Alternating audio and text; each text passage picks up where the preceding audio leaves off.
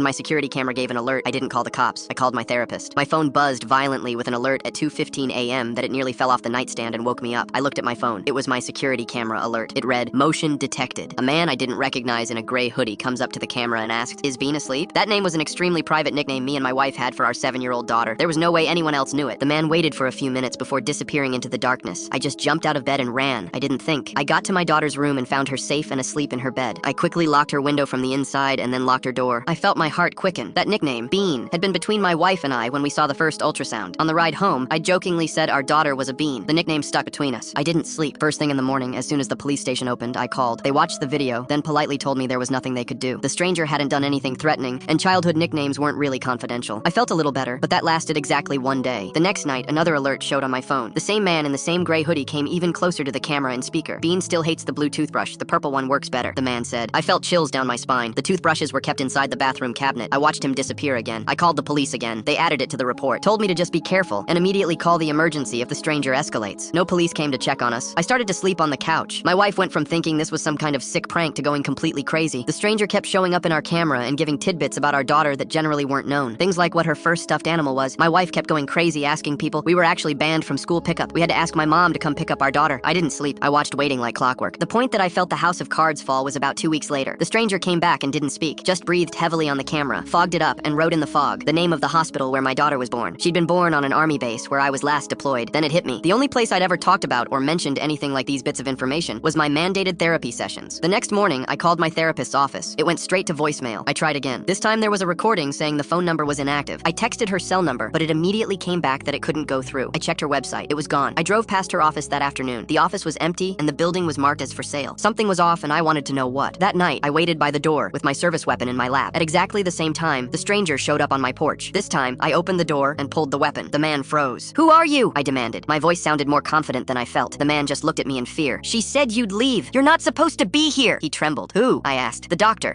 "She said I could see my kid if I followed all the rules and did everything she told me to do without asking questions," he said. "The police came thanks to my neighbor calling." The man didn't resist arrest and just looked like he regretted life. At the station, the man confessed he had been seeing the same therapist, that he, the therapist, would pay him to freak out other clients. But when the police tracked down the therapist 2 days later, the therapist denied everything, denied knowing who we were, that she never treated any patients. The man ended up being diagnosed with delusions and held at a psych ward. The case closed and I thought it was over. But one night, my wife was tucking our daughter into bed. She looked at her mother and whispered, "Good night, Bean." We'd never told her that name. My wife asked her where she'd heard it. "Someone told me," my daughter replied. When my wife told me, I knew somehow that this wasn't over yet.